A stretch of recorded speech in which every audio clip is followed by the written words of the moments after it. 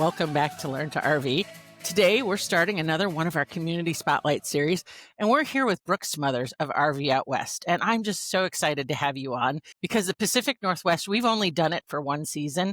And I've been listening to your podcast for the last couple of weeks because we're trying to figure out who we want to invite on and how to expand our reach in terms of like people to share their journey so that our readers and listeners can find you. So tell us a little bit about how you got started doing podcasts and traveling in an RV. Sure. Well, first off, thank you so much for having me on the show. I'm excited to have this conversation and be a part of the show. So thank you. Our RV journey is actually a really funny story. So I grew up in the Pacific Northwest. I spent about a decade away from my mid-20s to my late 30s, and I returned back to the Northwest. And I was married when I returned. I wasn't when I left, and I came back married. My wife grew up from the burbs of Philadelphia, and she was not really ever a big camper. And so when she started dating me, we were camping, tent camping. We did a couple of short backpacking trips and whatever. And we were now fast forward in life. We're now in our early 40s, and we're at a friend's house at a barbecue, and they had just upgraded from a tent trailer to a travel trailer. And I said to them, I go, "Oh, what are you guys doing with the tent trailer?" And they're like, "We're going to sell it." "Why? Do you guys want to buy it?" And I said yes, and my wife said no at the exact same time. And I looked at her and I go, "What do you mean no?" And she was like, "Well, that's not really camping." And we had two young children, like a 5-year-old and a 2-year-old with us. And our friend goes, "We're going to be going out of town for the whole summer." They were all school teachers. So like, we're off. We're going to go travel in our new trailer. "Why don't you guys just borrow the tent trailer from us? And when we get back from our trip, we'll figure it out. You can either give it back to us or, whatever." And all it took was taking my wife camping in that thing one night and not sleeping on the ground. And she goes, "Yeah, we're buying this." So we bought the tent trailer from them, and we had the tent trailer for about 2 years leading up to, so we bought it in like 2018. So this was kind of leading into not knowing what the world was going to look like come, March 2020. And so we had already been thinking about wanting to get a larger trailer. Our kids were now getting a little bit bigger, something with air conditioning and our own bathroom and that kind of thing. And then so the whole COVID pandemic just kind of expedited our plans. And so right in the very early days of the pandemic, we bought a 26-foot travel trailer, bunkhouse with the kids and a slide and the whole nine. And I've been going nonstop ever since. So are you guys full-time or part-time? We are weekenders. We own a house and we both have normal 9-to-5 office jobs and that kind of thing. So no. And there's even a discrepancy about what future would look like in that situation between the two of us anyways. No, we are not full-timers. We will do, kind of a longer multi-day trip in the summer. And then we are heavy weekenders. Nice. I mean, I just winterized up here in the Northwest. Right now it's mid-40s and dumping rain. And I winterized about 2 weeks ago, and we'll pull it out in March. And I'm an avid snowboarder and a season's pass holder. So my son and I are up in the mountains snowboarding every weekend here, starting soon, hopefully. Keep doing our snow dances. So yeah, we have actually friends that own a campground up in South Fork, Colorado.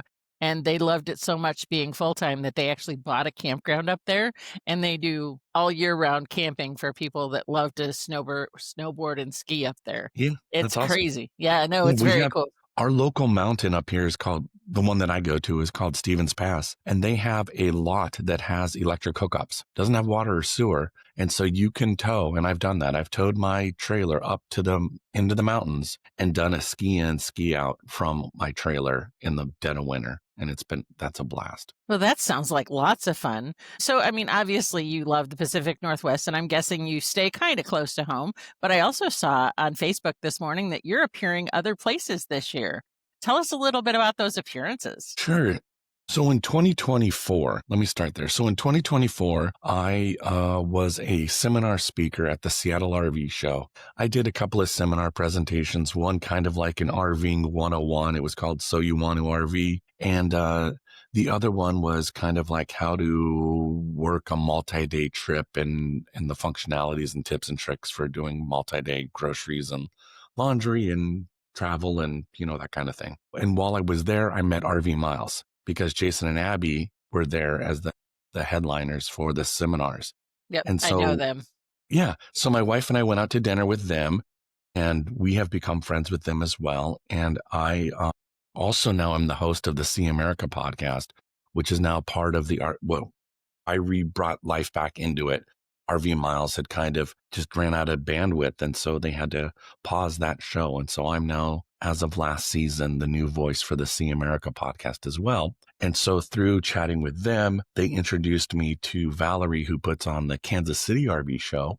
And so this year, I'm the headlining seminar speaker at the Kansas City RV show at Barter Hall in Kansas City, Missouri. I'm giving 3 seminars there. Well, the first seminar is called Banff Bound, and it's all about RVing up to Banff, what you need to know, crossing the border with your RV. Parks Canada, making campground reservations in Canada is dramatically different than how it Yep. works here in the United States.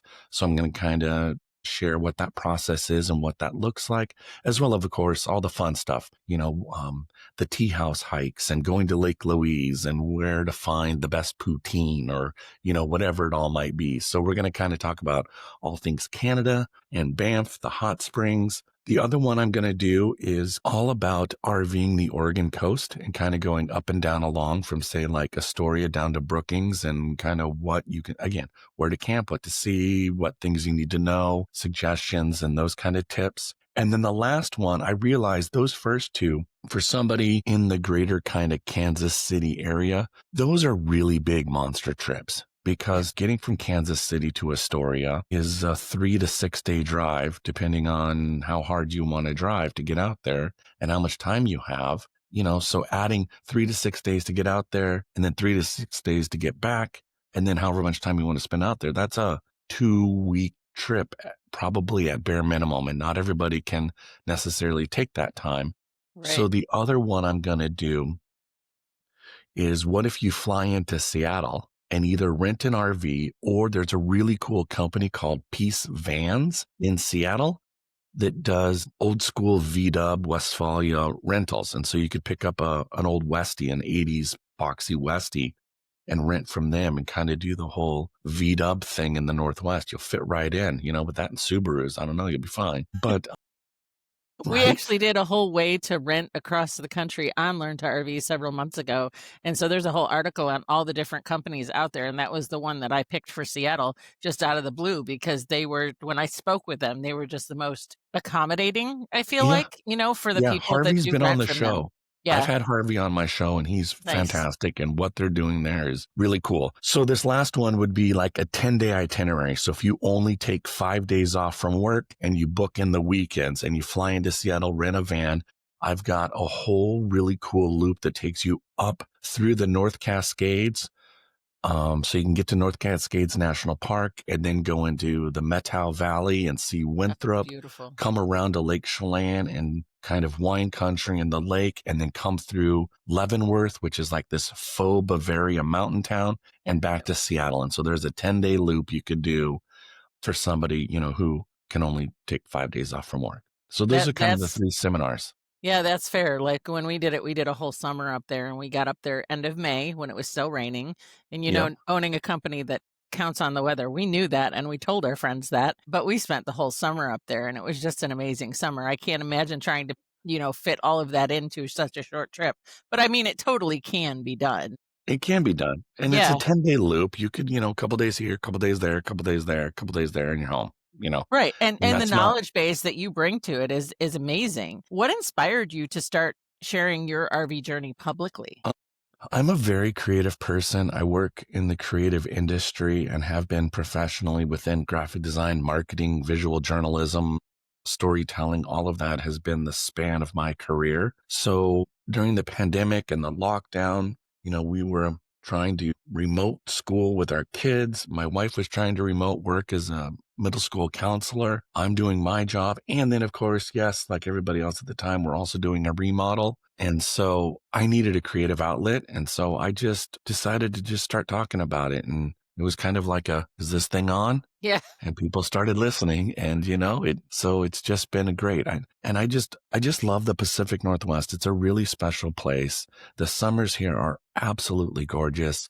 For anybody who is retired or can take vacation at a different time that's outside of the school year, September is the absolute best time to visit the Pacific Northwest. Our schools here start right after Labor Day weekend. So by that first week of September, all of the families are kind of getting back into the routine, settling into school life, and it's sunny and 72 and gorgeous. It's perfect. No humidity. September is a gorgeous month. Just be out by October 15th. Right. So we were actually we started out in Oregon, and we were near, where is it? The Shining. We were in that area near Portland. Timberline Ridge up by Mount Hood. Yeah. And so we actually went up there, and it was still snowing up there when we arrived that year, up there, not down where we were. But we went up there, and Frank's like, watch where you step. The next thing we knew, he was up to his hip in the snow because he fell right through a spot that looked like it was packed well. There's things that you don't know if you don't live in that area. Like, right. Even though we grew up in the Northeast, we were really out of practice when we did that trip. That's funny. Funny. What about challenges? Have you faced any challenges with either RV Out West or on the road where, you had to overcome something? Yeah, I've had a few challenges. We were on a 5-week cross-country 10,000-mile loop around the United States in the summer of 2023, I think it was. And our first day, we got up, we left, and we made it to Deer Lodge, Montana. And I need to preface with, we are not morning people at all. So our second day on the road, we wanted to try to get as close as we could out to Teddy Roosevelt National Park out there in North Dakota. So I woke up at 6. I don't get up at 6, even for a work day. And I was up at 6, and I'm getting stuff, coffee pot fired up, and the kids are kind of still sleeping. I'm getting camp ready.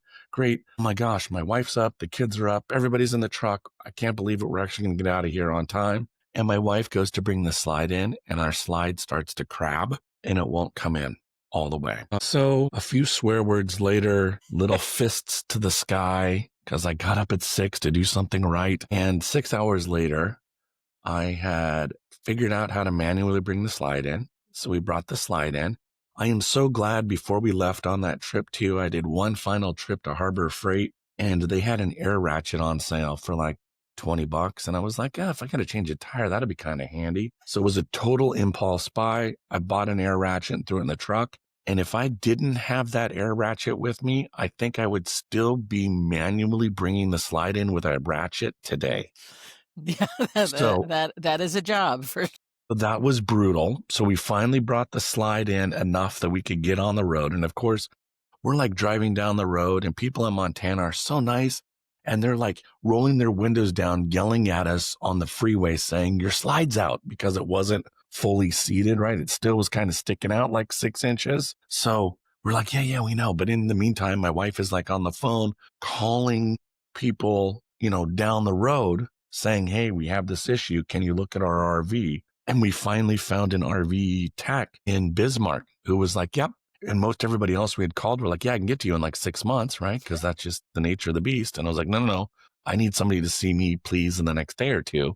So we rolled into Bismarck, and I felt like I was a NASCAR pit crew, because these 3 guys came out with like the crawlers and a jack, and they jacked up the trailer and they went underneath it. And an hour later, our slide was fixed, and a bolt had basically sheared on the slide. And so it wasn't sitting right. So whatever, $800 later for a bolt, we were back on the road. But that's the nature of RVing, unfortunately. That was the sometimes. Yeah, that was the challenge. Well, and I love your storytelling style with your podcasts. And I loved the episode on struggling with RV burnout. And I think it's something that a lot of people don't talk about. And, you can have burnout as a full-timer for sure, like we are. But even as a weekender, taking that time to refresh and regroup. I loved how you addressed that. What would you tell people today that haven't listened to that podcast on how to handle and navigate burnout when you're traveling? Because a serious situation like you encountered out there could have caused serious distress, and looking at the silver lining of life is super important in most cases, especially in RV life. Right. Well, thank you. Burnout is hard. Burnout is real. And when I did that episode, like, as much as I talk about that challenge of like the bolt breaking and trying to figure out and that being stressful and kind of upsetting because I'm, wanting to be on the road, that's just part of it. And I accept that and realize that and know that that's part of it, right? It's that rolling earthquake metaphor that we all reference. But I think the RV burnout for us as non full timers was just the amount of work it takes to get out of the house for just a weekend with the RV is a lot, and it's hard, it's challenging, and it's a lot of work to pack up the groceries. And I mean, our RV well, it's winterized right now, but when it's not winterized, I mean, the beds are made and there's sheets in the bed. And so it's really just kind of grabbing an extra set of clothes and placing a Walmart pickup order to pick up with the trailer to get, s'mores fixins and hot dogs and whatever. But then it's all the cleaning on Sunday to clean the RV and to dump the tanks and get it all ready to go. We can't store our RV at home. We don't have a space. We live in a city. So then it's, driving out, and the storage where we store it is 20 minutes, half hour away. So there's just all of those kind of logistical stuff that you're like, I'm doing this all for 2 nights. And Friday night is kind of a wash because I'm going to get out there, set up camp. Maybe I'm going to have a bourbon by a campfire, and then I'm going to go to bed. Right. So basically it's for Saturday. Now, do you guys camp with friends a lot in that We do. situation? Okay. We do. We have a crew of friends that we camp with, and a lot of these, and that's the thing with the burnout too. I like places I'll find that are 20 minutes away from home. They're close. So, if a kid, like some of our friends, their kids are like on select baseball, and so they'll leave the campground Saturday because the kid's got a baseball game. So they'll take the kid off to go to the baseball game and then come back to the campground. Well, right, because life doesn't stop happening just because you're out there camping. I mean, Correct. especially because you live in a house year round. There's definitely different challenges. I'm always amazed, actually. We have friends that we met our first year on the road that are still weekend campers. And I'm always amazed at how much effort they go through just to come out for essentially one day for Saturday. And then they leave by Sunday morning to go back Yep. home. Sometimes they take sometimes they take Monday off just so they have the extra day so they can leave later on Sunday. I will pay for Sunday night, Yes. even though I have zero intentions of spending the night Sunday night. Right. But it's nice So to leave at like 1 o'clock or 2 o'clock in the afternoon if you don't or have even to. 6 o'clock because home is only 20 minutes away. So, we'll stay at the campground all day Sunday and then pack up and leave and go home at 6:30, drop the trailer off, and we're home by 7:30. And then, start cycling kids through the showers and starting to load of laundry from all the camp clothes and getting ready for the work week. So For sure. One of the things that your podcast does is it brings in like local flavor and fare wherever you go.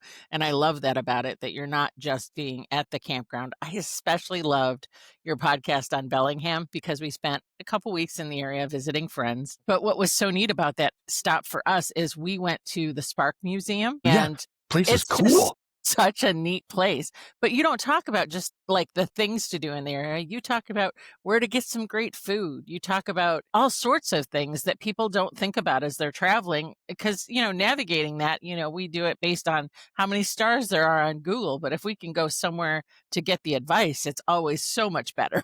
Yeah. And I really enjoy food travel. So anytime I travel, I'm always asking like, where should I go to eat? Or, if I'm talking to somebody like already for Kansas, we have friends here, and one of our friends here, they don't RV, but her family lives in Kansas City. I don't think she lived there. I think they moved there after she, adulted and moved out. But she's obviously gone to visit. And so I said to her, I was like, hey, Laurel, I'm going to be in Kansas City. Where do I need to go eat? If you only had one day, one place you could go, where would you go? And she told me. And so I'm definitely going to hit that place when I'm there and go check it out. So those are the kind of things where I'm like, I want to go experience that, not to go, to the In-N-Outs or to the wherever it might be, so. Well, and those mom and pops places are just, they're family owned and operated, and they have just a different atmosphere about them in most cases. Yeah. And that's what we love about it. We actually have a friend, my husband's a retired Marine,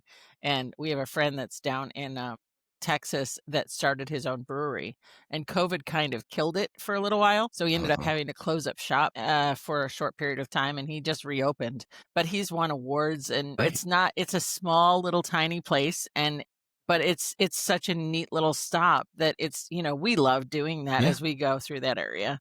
So, and I'm sure the beer is fantastic. So that's great. Yeah, He exactly. does some different ones, like some chocolate tamarind and things that you wouldn't think about putting together, and, then he'll do, like, tacos.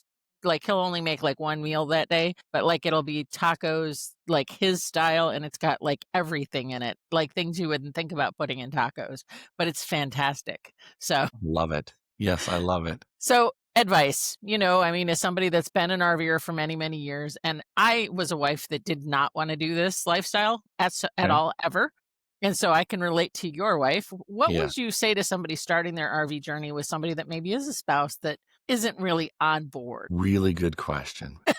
Right off the bat, I want to say, is it camping unless I bring an ice machine? Like I can't camp without an ice machine anymore. So, I value my campground cocktails.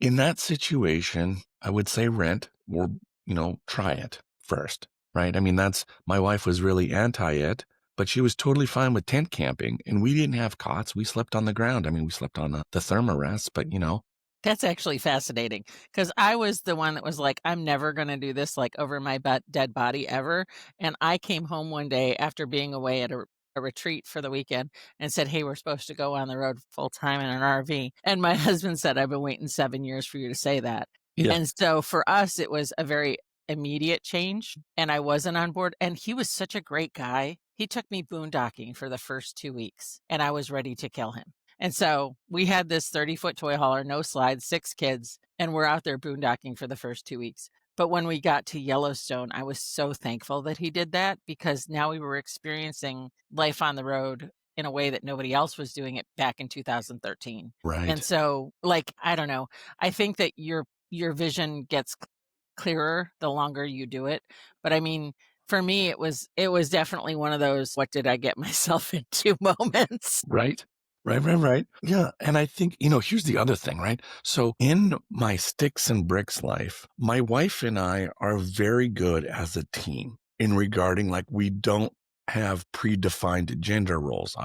Well, depending on how you want to define the laundry, I think I help with the laundry. I will gather it. I will push it through the washing machine. I just don't fold it because I don't see a point in folding clothes. And she's like, well, you haven't done the laundry then if it's not folded. So we have a little bit of a discrepancy in our house. But, right, I scrub toilets. She scrubs toilets. So we do all of this stuff together. But in the RV life, we have very defined gender roles. And it's really funny. We didn't talk about it.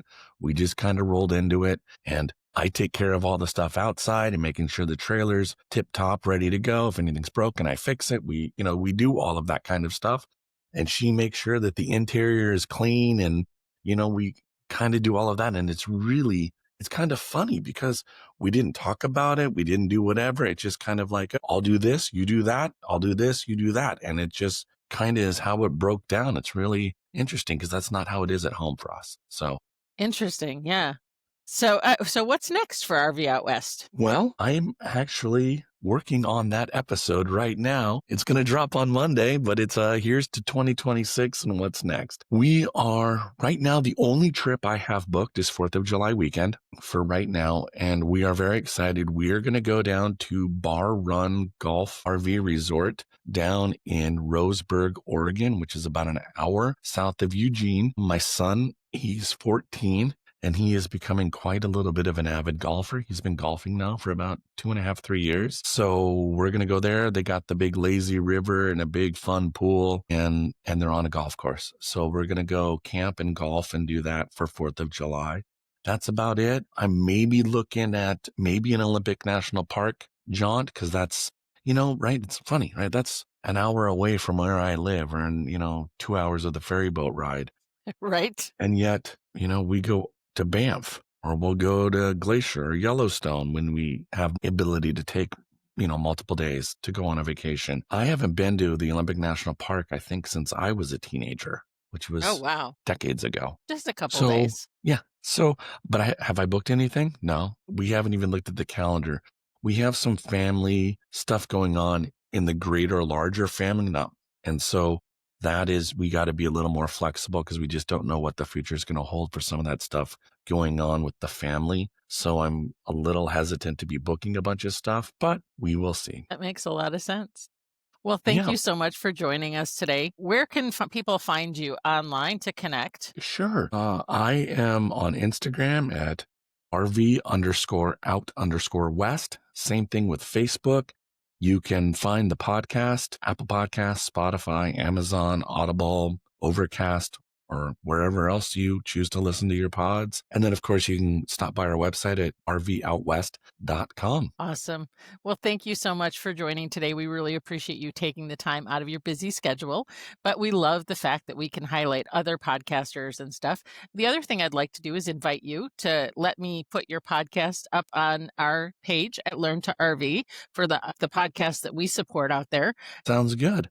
Well, Jennifer, thank you so much for having me on the Learn to RV podcast. I really appreciate it, and I've really enjoyed talking with you. If you're headed to the Pacific Northwest in the future, make sure you listen to all his episodes because he's got gems of I places will to tell go you, and to see. I will tell you about anything and everything about the Pacific Northwest. I love it out here. People don't realize how big it is. So learning how to navigate it with somebody with experience is critical. True. So awesome. Thank you. Well, thank you, Jennifer.